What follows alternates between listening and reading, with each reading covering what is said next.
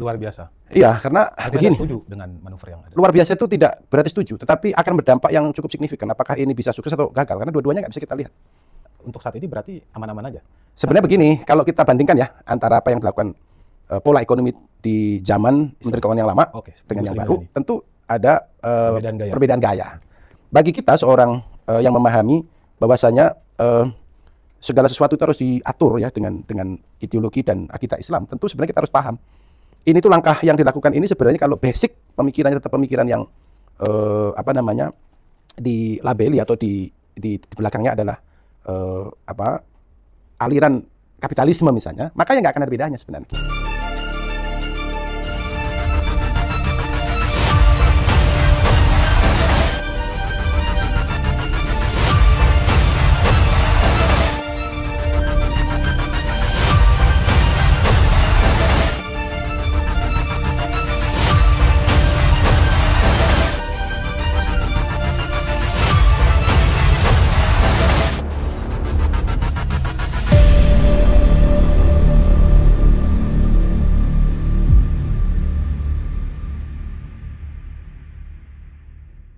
Ustadz Ahmad Mukti.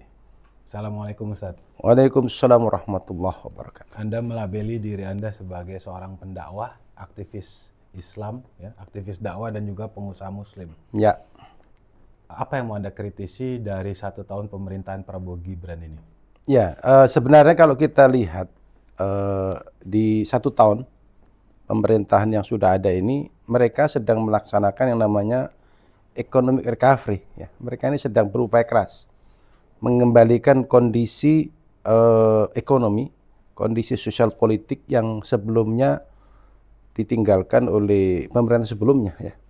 Sehingga mereka sedang merencanakan banyak hal ini, mulai dari perubahan-perubahan di bidang keuangan, perubahan di bidang sosial politik, undang-undang, banyak sekali mereka lakukan. Termasuk yang paling spektakuler adalah upaya dari menteri yang baru nih keuangan, Purbaya, menginjeksi dana sampai 200 triliun. Ini sesuatu yang luar biasa ya menurut Anda. Jadi dampaknya menurut Anda luar biasa. Iya, karena begini. Anda setuju dengan manuver yang ada? Luar biasa itu tidak berarti setuju, tetapi akan berdampak yang cukup signifikan. Apakah ini bisa sukses atau gagal? Karena dua-duanya nggak bisa kita lihat. Gagalnya di mana? Possibility gagal kalau kemudian ternyata apa yang dilakukan oleh menteri ini tidak didukung oleh sektor-sektor yang lain berupa realisasi dalam bentuk serapan kredit. Serapan kredit. Nggak hanya kredit, tapi juga tumbuh ekonomi produktif ya, bukan artinya ekonomi. Manuver itu sebetulnya kurang tepat.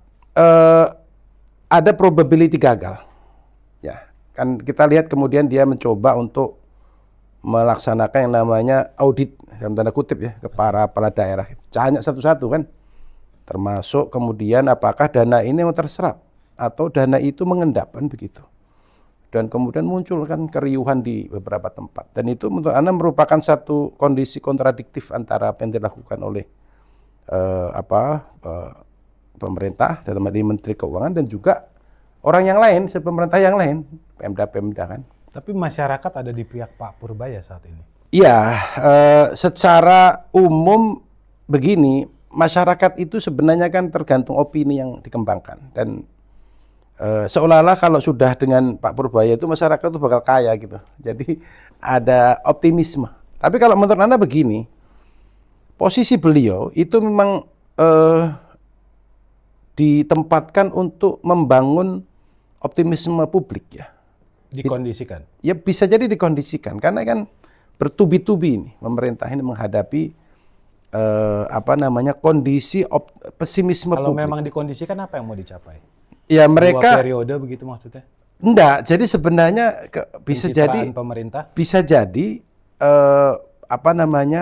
kalau dari beberapa paparan dia ya, paparan Menteri Keuangan kemarin ya, dia mengatakan selalu membandingkan antara pertumbuhan uang, pertumbuhan ekonomi dengan persepsi publik. Jadi dia melakukan analisis persepsi publik itu kalau sampai beberapa poin turun itu sangat danger sekali menurut beliau. Kemudian sekarang bagaimana publik itu memahami langkah-langkah pemerintah. Ya, faktanya naik 5,12%. Iya, tetapi memang jadi memunculkan optimisme tadi. Apakah ini by design atau memang ini betul-betul apa yang dilakukan dia itu sebuah langkah yang real. Oke, sebagai aktivis dakwah Ya. Islam, Anda melabeli diri Anda seperti Ya. itu. Artinya untuk saat ini berarti aman-aman aja. Sebenarnya begini, kalau kita bandingkan ya antara apa yang dilakukan pola ekonomi di zaman Menteri Keuangan yang lama Oke, dengan Ibu yang Sri baru, Mulyani. tentu ada Perbedaan gaya. Bagi kita seorang yang memahami bahwasanya segala sesuatu itu harus diatur ya dengan ideologi dan akidah Islam, tentu sebenarnya kita harus paham. Ini tuh langkah yang dilakukan ini sebenarnya kalau basic pemikirannya tetap pemikiran yang apa namanya dilabeli atau di belakangnya adalah aliran kapitalisme misalnya, maka ya nggak akan ada bedanya sebenarnya gitu. Nggak akan ada banyak beda. Cuma memang agak beda arah. Kalau Bu Sri itu Tidak banyak bedanya, maksudnya hasilnya akan sama aja begitu. akan sama. Karena juga akan memunculkan ketimpangan ekonomi, akan juga memunculkan ketidakadilan ekonomi. Artinya sebesar apapun upaya yang dilakukan dalam sistem ini, hasilnya akan sama aja. Mungkin akan muncul pertumbuhan ekonomi ya, dengan berbagai macam analisis dan variabel yang mereka bikin. Misalnya contoh menginjeksi dana 200 triliun. Diharapkan tumbuh multiply effect. Ya, terjadi transaksi di tengah masyarakat, ekonomi real jalan. Akan tetapi kalau itu kemudian tidak dilakukan dengan sempurna, yang akan menikmati kue itu ya orang-orang yang sudah memiliki sistem, memiliki kemampuan, memiliki akses teknologi dan produk lebih siap. Dan mereka akan mengambil porsi dana itu untuk mereka sendiri. Sehingga sama aja jadinya. Tidak terjadi distribusi. Ada indikasi nggak sebenarnya kebijakan ini titipan begitu? Ya. Yang tadi, yang Anda bilang akan dinikmati oleh segelintir orang. Ya. Artinya konglomerasi mungkin, pengusaha-pengusaha kakap. Ya, ini kan sudah dilakukan oleh zaman Pak Harto ketika Orde Baru. Dulu beliau mengambil kebijakan namanya Paket Oktober 1988 ya, untuk memunculkan kapitalisasi yang dinikmati segelintir orang, kemudian terjadi trickle down effect. Oke. Ya, jadi berharap ada muncul golongan elit kapitalis baru di Indonesia yang diharapkan mereka itu memunculkan tadi tetesan-tetesan ekonomi dalam bentuk harapannya begitu gitu. Nah, ini jangan sampai ini terulang begitu. Ketika injeksi dana yang luar biasa besar ini ternyata tidak diserap sempurna oleh masyarakat. Entah karena akses ekonomi, capability bisnis, industrialisasi yang belum siap, efektivitas perizinan segala macam, termasuk juga akses pasar, nggak dibentuk, nggak dibangun. Ya makanya menikmati orang yang sudah punya kemampuan tadi. Kemarin saja kan Menteri Koordinator Pemberdayaan Masyarakat, Pak Muhaimin kan, dengan lantang dia menyampaikan di publik tentang adanya Alfamart, Indomart membunuh perekonomian itu luar biasa bagi saya. Wah, ini berarti luar biasa, maksudnya salah. Statement itu sebetulnya salah. Statement itu mengindikasikan itu terjadi bahwa kue ekonomi itu dinikmati segelintir orang. Yang akan siap nanti ya mereka sudah punya sistem distribution, production, produk dan segala macam. Sehingga lantas dari sudut pandang Islam bagaimana Islam bisa memberikan solusi terhadap? Ya, sebutlah seandainya mengangkat UMKM misalnya. Iya, jadi sebenarnya kalau kita bicara sistem ekonomi berbasis Islam itu tidak dalam satu aspek saja. Kita itu mengenal yang namanya model sistem kepemilikan. Itu dikelirin dulu tuh. Apa yang boleh diambil alih oleh masyarakat pribadi, masyarakat umum, oleh negara itu dikelirkan oleh Islam. Islam mengatur itu? Mengatur, betul. Oh, sumber daya alam yang larinya ke energi ini nggak boleh dimiliki oleh pribadi. Loh, di undang-undang kita juga sama. Artinya kan memang diatur juga. Kepemilikannya dimiliki oleh negara. Iya, tapi faktanya kan nggak bisa. Ternyata nggak ada itu. Pokoknya orang yang punya teknologi, punya akses modal, punya akses pasar, maka mereka secara alamiah akan muncul kelompok-kelompok itu. Apalagi kemudian mereka itu mendapatkan banyak privilege. Nah, contoh lah, jenengan dikasih kuasa untuk memanage hutan sebesar 100 juta hektar.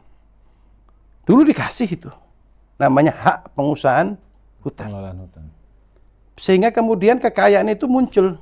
Tapi diharapkan kan muncul distribution of poverty, dibagi ke masyarakat. Ternyata enggak. Sampai sekarang masih ada tuh orang pemilik Ternyata privilege dikuasai itu. Sendiri. Betul. Nah, dalam Islam tuh enggak boleh seperti itu. Oh, oke. Ada Apa saja yang tidak boleh itu? tentu yang terikat dengan hukum syara. Ya, kan kata Rasulullah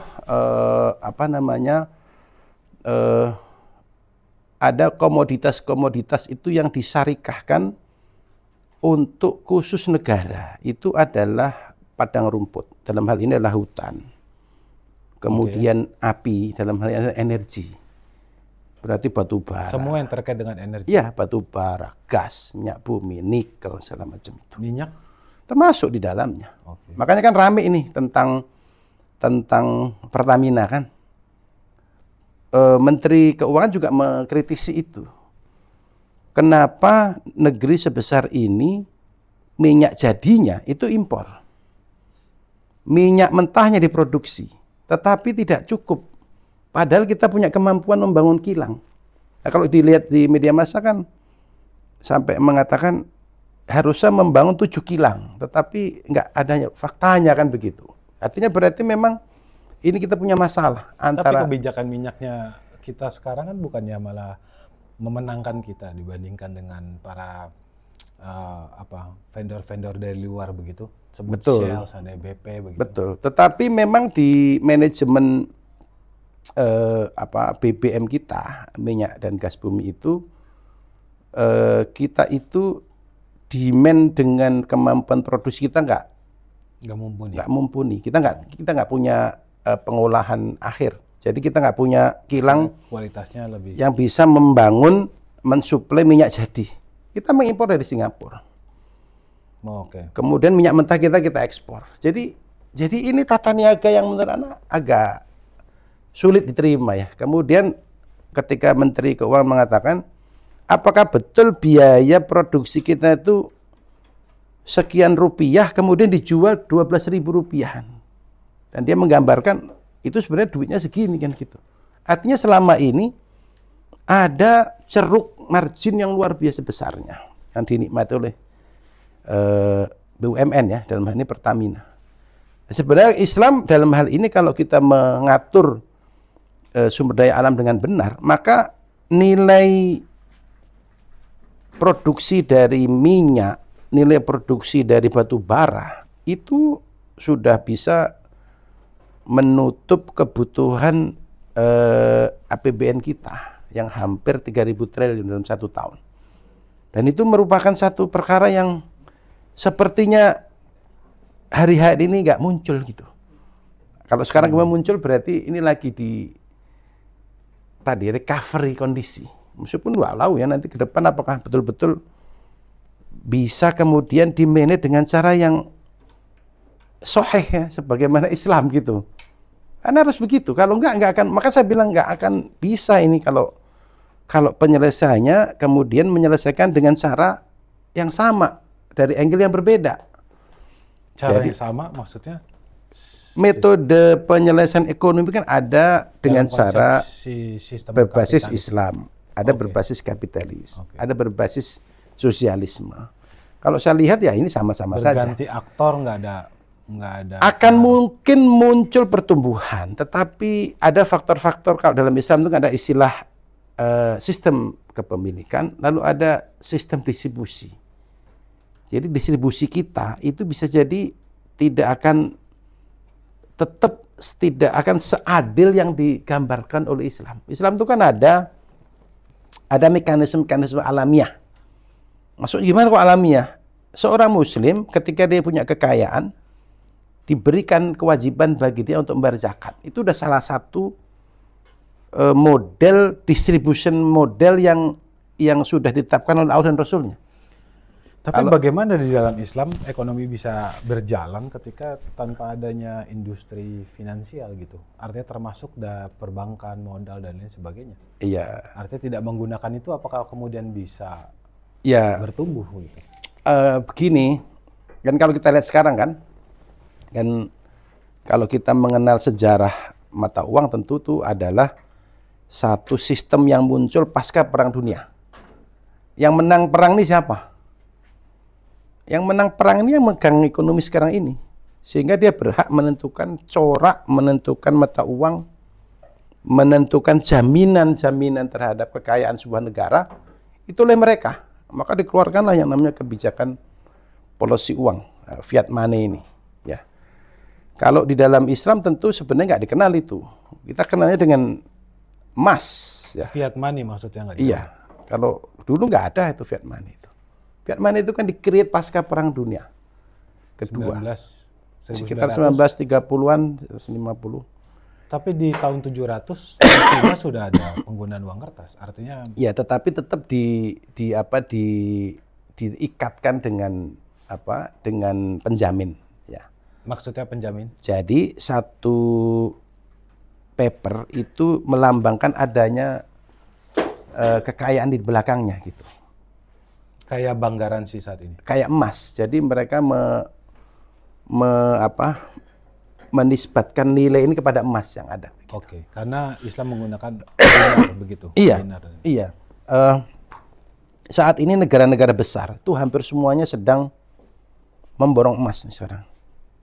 Cina, Singapura, bahkan Singapura tahun berapa itu dia membeli emas sebanyak-banyaknya di London market. Kenapa? Mereka menganggap satu-satunya cara untuk membangun dan mempertahankan kekayaan negara itu. Sementara kita, itu kekayaannya berupa sumber daya alam yang diganti dengan nilai mata uang saja. Jadi seolah-olah kita dibeli oleh negara lain ya. Tetapi itu duit cuma angka saja. Yang muncul di digital gitu. Sementara tidak ada real barang. Kalau Singapura dia membeli itu. Menteri Keuangan mereka, kemudian juga ahli ekonomi mereka menyarankan beli emas yang banyak, kemudian itu sebagai jaminan negara itu. Ya walau alam bisawab ya, artinya ya bagaimana kemudian tadi pertanyaan saya yang sebelumnya, bagaimana kemudian sistem ekonomi dalam Islam itu bisa tumbuh tanpa ada industri finansial itu? Iya, industri finansial itu sebenarnya tetap diperlukan, tetapi hanya sebagai alat dan teknologi. Tetapi kalau secara bagaimana pemodalan tanpa model riba ya, sebenarnya kan kita bicaranya riba, iya. Industri keuangan itu kan ada dasarnya riba, sehingga kita seolah-olah nggak memperbolehkan industri keuangan. Iya. Ya. Padahal sebenarnya kalau kita bicara tentang proses perdagangan, muamalah itu menggunakan alat nggak ada masalah. Karena ada prinsip-prinsip di situ. Selama prinsip itu tidak melanggar syarak, ya ada masalah gitu. Ada beberapa mekanisme-mekanisme pemodalan yang sekarang juga sedang digandrungi oleh Barat, yaitu sistem transaksi-transaksi yang non ribawi. Kalau di dalam kita istilahnya adalah syirkah. Bagaimana seseorang itu kemudian kalau dia mau melaksanakan satu aktivitas ekonomi dan dia punya kecakapan memanage sebuah bisnis, dia butuh modal, maka seseorang boleh itu kemudian melakukan syirkah, kerjasama. Ada yang disebut syirkah mudharabah, kerjasama modal dan kerjasama tenaga. Ada syirkah inan, dua-duanya punya modal, dua-duanya punya tenaga. Jadi kapitalis kan juga ada. Maksudnya artinya ketika kita bekerja sama dalam kesepakatan bisnis kan. Iya. Apa bedanya? Beda. Kalau di kapitalis itu yang disatukan modal dengan modal ketemu, ya kan? Lalu kemudian dia mengangkat seseorang untuk menjalankan bisnis. Kalau dalam Islam, syirkah itu nggak bisa modal dengan modal. Harus modal dengan usaha, dengan amal. Gitu. Oke, dalam terapannya negara begini, seandainya negara punya proyek negara begitu ya, seandainya kita sebutlah satu pembangunan gitu, infrastruktur. Lantas dari mana dananya itu? Kalau tanpa pinjaman begitu sebut, dari pihak luar dan lain sebagainya. Ya sebenarnya begini, artinya ekonomi dalam Islam justru cenderung lambat begitu, atau malah enggak harus disebut lambat. Ini kan masalah pemilihan komoditas, pemilihan investasi apa yang mau dilakukan. Dan negeri ini merupakan negeri yang sangat promising ya. Promising itu sangat menjanjikan karena satu, kita memiliki sumber daya alam, memiliki demografi. Kalau istilahnya ekonom itu bonus demografi. Okay. Kita punya sumber daya manusia yang produktif, itu luar biasa jumlahnya. Dari 280 juta itu 52% itu usia produktif. Bahkan sekarang Gen Z dan konsumtif. Produk konsumtif gitu. Artinya kalau ini nggak dimanfaatkan dalam bentuk kemampuan kita mengindustrialisasi, meng-create barang, meng-create jasa, maka yang ada ya orang datang menjual ke kita. Lalu bagaimana negara hadir? Contoh misalnya. Contoh, apa yang dilakukan oleh negara membangun food estate. Ketahanan pangan tujuannya. Food estate itu kan membangun satu lahan, ya, dari lahan yang tidak produktif menjadi produktif. Dengan tujuan ketahanan pangan. Ya, bagaimana itu bisa dibiayai oleh sebuah sistem dengan basis Islami kan begitu. Ya tentu kalau sekarang mereka itu mendapatkan pembiayaan negara itu dari berbagai macam sumber ya. Kalau negara ini kan diambil dari utang luar negeri. Lalu ada surat utang negara. Jadi ada orang kaya itu yang membeli surat jaminan negara. Jadi sekarang negara ini sudah punya orang-orang itu. Kalau mau jujur gitu. Sebenarnya nggak ada bedanya. Dalam Islam bagaimana? Islam itu membangun negerinya berdasarkan potensi-potensi sumber pendapatan negara. Ya tentu yang pertama dari sumber daya alam. BUMN, pengelolaan gas, energi, emas, tambang, segala macam itu. Tapi negara boleh mengambil untung? Ya boleh lah, kan punya negara ini. Ini punya negara. Masyarakat itu nanti mendapatkan return berupa segala hal diperlukan oleh mereka. Kan wajib negara menyediakan pelayanan kepada mereka. Artinya di dalam Islam juga negara boleh mengambil untung? Ya boleh. Untung tuh maksudnya begini, ini semua ketika kemudian dilakukan pengelolaan oleh negara, kayak misalnya Freeport itu nilai emasnya berapa ton dalam 1 tahun. Kita hanya mendapatkan pajak saja. Sementara emasnya bukan milik kita kan. Oh, karena kepemilikan dimiliki oleh nah iya, gitu. Kalau ini kan langsung milik negara gitu.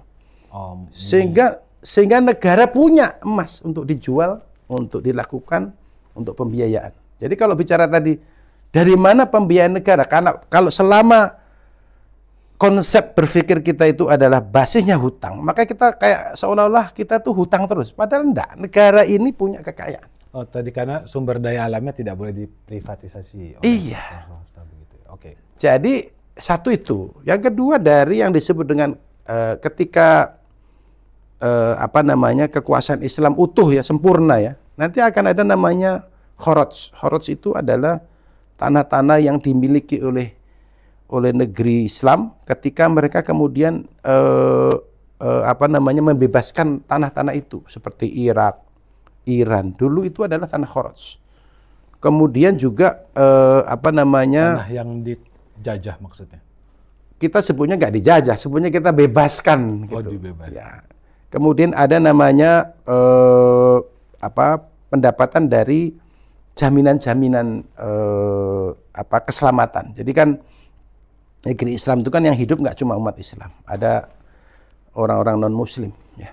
Dan mereka seolah-olah membayar kepada negeri itu untuk menyediakan keamanan buat mereka. Dan mereka senang hidup dalam kondisi seperti ini. Nggak diganggu, dijamin keselamatan oleh negara. Kan butuh kos itu. Kos apa ya? Kos untuk menyelenggarakan sistem, menyelenggarakan keamanan. Membayar berupa? Disebutnya itu jaminan keamanan aja. Kayak kalau sekarang itu kayak pajak perseorangan lah kurang lebih ya. Jadi kan misalnya dulu zaman Turki Utsmani yang hidup di Turki atau hidup di wilayah Islam itu tidak hanya umat Islam. Ada juga orang-orang non-Muslim. Untuk non-Islam. Berlaku untuk non-Muslim. Oke. Mereka tuh sekaya apapun bisnisnya nggak bayar zakat. Oh, itu landasannya. Itu landasannya. Kalau orang Muslim dua dia. Dia harus bayar zakat pribadi, dia harus bayar zakat bisnisnya.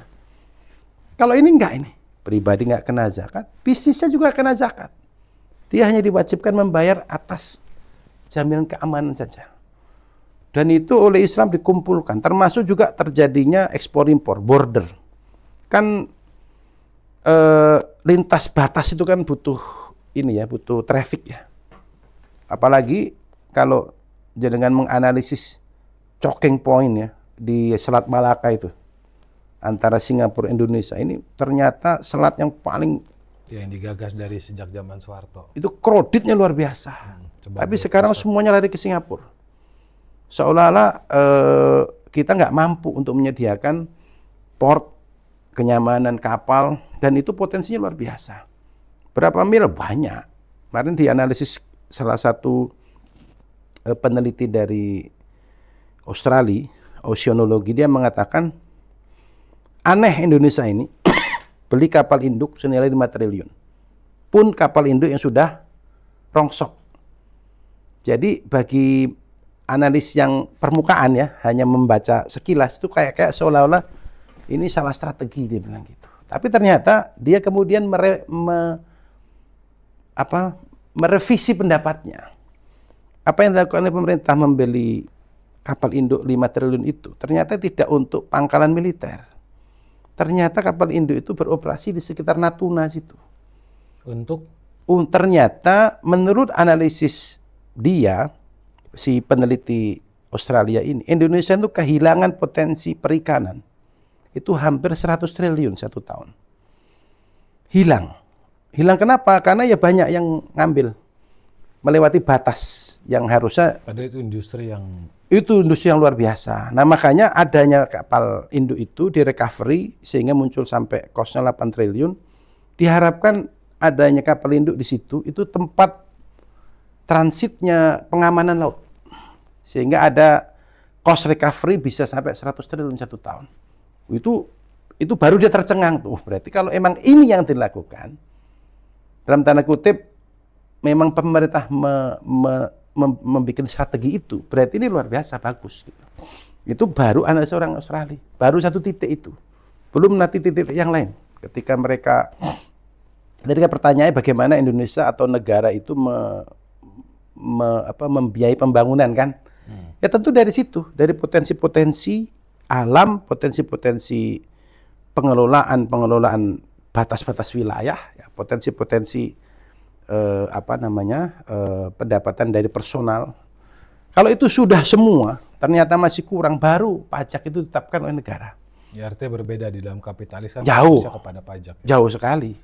Sehingga basic berpikirnya itu kalau kapitalis itu seolah-olah negeri ini harus berhutang. Dan ini kalau antum membaca mekanisme pembiayaan APBN, itu seperti template saja. Copy paste. Copy paste. Sampai kapan? Wallahu a'lam bishawab. Kalau misalnya nanti menteri ini Pak Purbaya ya sukses kemudian menjadikan, sebenarnya dia bagus itu artinya begini. Dia berpikir untuk membreakthrough agar kita itu tidak entrap di dalam disebutnya itu 5% growth trap. Jadi growth-nya Indonesia itu 5% tok. Siapa aja yang jadi nakodanya? Siapa aja. Kayak seolah kita tuh dilarang untuk 6, 7, 8 itu kayak dilarang gitu. Padahal sebenarnya potensi itu ada. Maka dia mencoba untuk bagaimana ini caranya bisa. Tapi bagi Ana sebagai seorang aktivis dakwah melihat ini sebenarnya nggak akan jauh beda selama yang dilakukan juga akan menggunakan approach yang ini, kebijakan moneter, kebijakan fiskal, kemudian juga apa namanya even dia achieve 8% juga sama menggunakan pajak gitu. Kan mekanisme pajak ini mekanisme yang sebenarnya kalau kita konstruksi APBN kita itu hampir 70% pajak. 3.000 itu B 2.100 ton 100 triliun itu harus dari pajak. Sama aja dalam konteks apa nih? Maksudnya masyarakat tetap akan dengan kondisi yang sama saja begitu? Pasti mereka tetap akan bayar pajak. Kesenjangan makin tinggi gitu maksudnya? Mereka tetap akan dibebani oleh beban-beban pembiayaan negara. Makanya kan kemarin ketika ada wacana menurunkan pajak PPN, menurunkan pajak rokok, biaya cukai, segala macam itu betul-betul masih dalam kondisi opini ya. Dan kalau diberlakukan efeknya seperti apa? Ini agak riskan juga ini. Meskipun dalam hati ya kita senang juga, oh ini ada hal baru ya dibanding nggak melakukan apa-apa gitu. Oke, terakhir Ustadz Ahmad Mukti, ada kritisi terkait dengan pendidikan nggak? Karena kemarin guru yang mana tuh? Guru madrasah di DKI melakukan demo, itu ada ribuan orang terkait dengan tuntutan penyetaraan begitu. Jadi apa ada kritik Anda selaku aktivis dakwah kepada pemerintah 1 tahun terutama terkait dengan pendidikan? Memang di strategi, salah satu strategi nasional yang dikembangkan oleh pemerintahan sekarang itu adalah ada 3 ya. Pertama, mengentaskan kemiskinan. Oke. Yang kedua, meningkatkan sumber daya manusia. Oke. Yang ketiga, pertumbuhan ekonomi growth yang sustainable. Ini menurut apa yang mereka rancang ya, mereka rencanakan. Berarti poin 2 ini tepat. Sebenarnya memang mereka sedang melakukan recovery terhadap seluruh aspek pendidikan. Dengan cara kasih MBG begitu maksudnya? Ya, itu salah satu bagi mereka menganalisis bahwa aspek dasar dari pendidikan itu nutrisi. Aspek dasar. Tapi jauh banget antara yang kita rencanakan, kemudian kita eksekusi, kemudian kita hasilkan, kan jangkanya terlalu panjang itu, lama sekali. Anak-anak SD. Harusnya bagaimana? Ya sebenarnya harus integrated ya. Tidak cukup hanya satu aspek terhadap nutrisi, tetapi juga kita harus kualitas. Mengembangkan kemudian juga para guru, fasilitas pendidikan, kurikulum yang basisnya basis yang menguatkan. Ya kalau dalam Islam ada 2 aspek SDM itu, aspek sakofiyah dan aspek nafsiyah. Jadi aspek pemikiran, lalu aspek perilaku, aspek amaliyah sisi anak itu. Jadi ketika dua-duanya digarap, sebenarnya akan memunculkan kesempurnaan seseorang. Kan manusia itu sempurna kalau aspek pemikirannya bagus, kemudian juga punya aspek yang namanya amaliyah ya. Artinya jadi keputusan pemerintah terkait dengan kebijakan mendukung nutrisi, atau yang kita kenal dengan MBG ini, dengan kucuran dana 320 triliun lebih per tahun, kurang tepat begitu menurut Anda? Ada hal-hal yang jangkanya terlalu basic banget. Jadi munculnya lama ini. Kan pemerintah kan begini ya, pemerintah itu begini. Saya tidak mengkritisi salah benar ya, tetapi MBG itu memang menjadi tanggung jawabnya dalam tanda kutip, salah satu tanggung jawab negara itu adalah hifzun nafs dan hifzul aql, menjaga akal dan menjaga jiwa. Jadi menjaga terpenuhinya kebutuhan pokok. Cuman masalahnya ini kan kita tuh seolah-olah menyamaratakan seluruh masyarakat itu sama. Ketika diputuskan MBG itu semua masyarakat sama, padahal ada stratanya kan begitu. Nah, kita pakai itu kan standar-standar PBB gitu ini. Kita kan melaksanakan keputusan-keputusan itu kan basisnya adalah UN, United Nations. United Nations punya program namanya SDG. Jadi mereka tuh punya Sustainable Development Growth. Salah satunya adalah nutrition. Yang mereka gunakan itu standar-standar poverty kayak di India. Ya kan biar dapat sokongan dana. Nah ya itu. Jadi yang harus kita perhatikan, selama kita negeri ini adalah menjadi negeri debitur, negeri pengutang, maka kita nggak bisa melepaskan diri dari standar program sebuah negara. Jadi salah satu MBG itu bisa jadi itu menjadi template diberikannya utang luar negeri. Ya harus ada itu, harus ada program. Kalau antum memahami yang namanya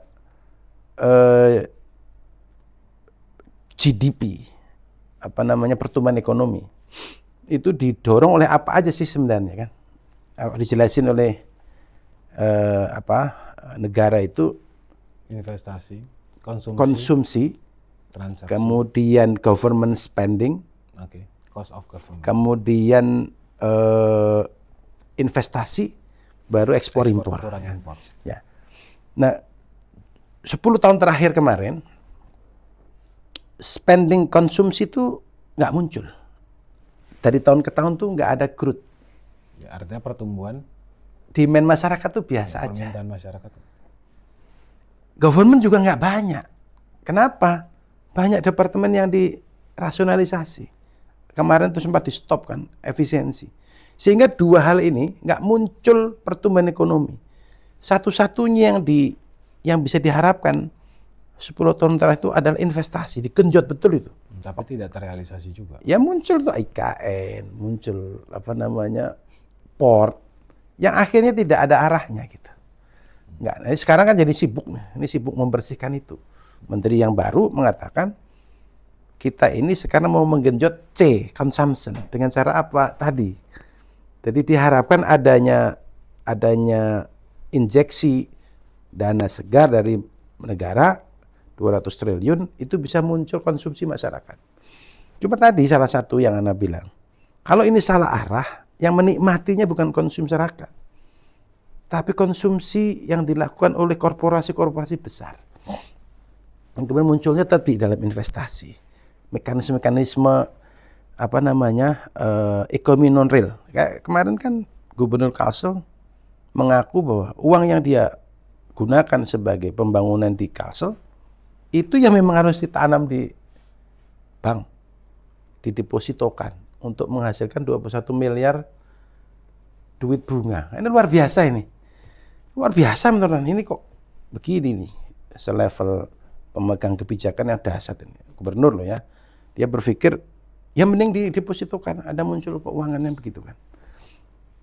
Ini kan berarti PR-nya luar biasa nih, PR Menteri Keuangan. Dia harus bisa mengedukasi birokrasinya, apa yang dilakukan itu untuk memunculkan multiplier efek yang besar ekonominya.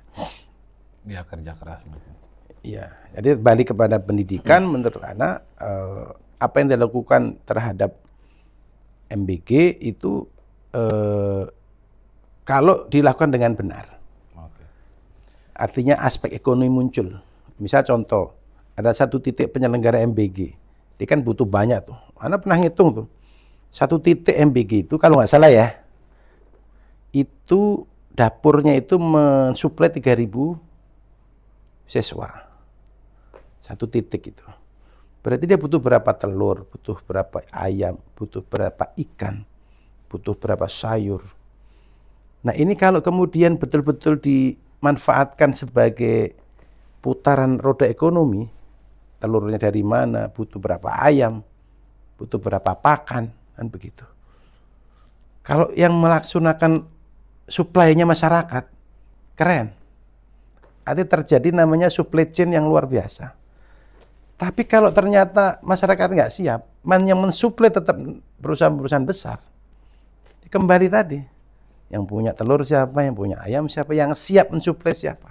Ya, artinya kalau itu nggak dikelola sama negara, kayaknya harapan untuk bisa memberikan makanan yang bernutrisi tadi kecil kemungkinannya. Agak repot. Plafon budget yang sudah ditetapkan. Betul. Begitu. Apalagi ada inflasi barang-barang pokok yang terus naik, kita tahu harganya, beras naik, telur naik, dan lain sebagainya. Ana itu basisnya food industry. Itu termasuk rigid sebenarnya, mengurus dapur segitu banyak. Faktor higienis, faktor sanitasi, faktor kontaminasi produk. Dia karena bukan produk, Delivery produk. dia itu bukan produk tahan mikroba. Sehari harus sudah terkonsumsi. Kalau kemudian proses pemasakannya salah, storage-nya salah, Maka akan terjadi seperti yang kayak kemarin ini. maka akan banyak terjadi, keracunan. akan terjadi namanya kontaminasi, bisa mikroba. Baik, terima kasih Pak Ustadz Ahmad Mukti. Terakhir mungkin ada yang mau disampaikan Ustadz. Iya, ya syukron sudah kita diundang dan diskusi. Menurut Ana memang tidak ada solusi yang paripurna kecuali solusi yang datang dari Islam. Kenapa? Karena memang Islam itu memberi seluruh pemecahan perkara, baik itu urusan individu, urusan masyarakat, urusan negara. Baik itu urusan perkara-perkara ibadah, perkara makanan, perkara minuman, termasuk perkara muamalah yang besar-besar ini. Investasi, keuangan, juga batas wilayah, dan segala macam. Termasuk masalah MBG ini kalau perlu dibahas dalam Islam ada. Kenapa? Dalam Islam jelas mana yang halal, mana yang haram.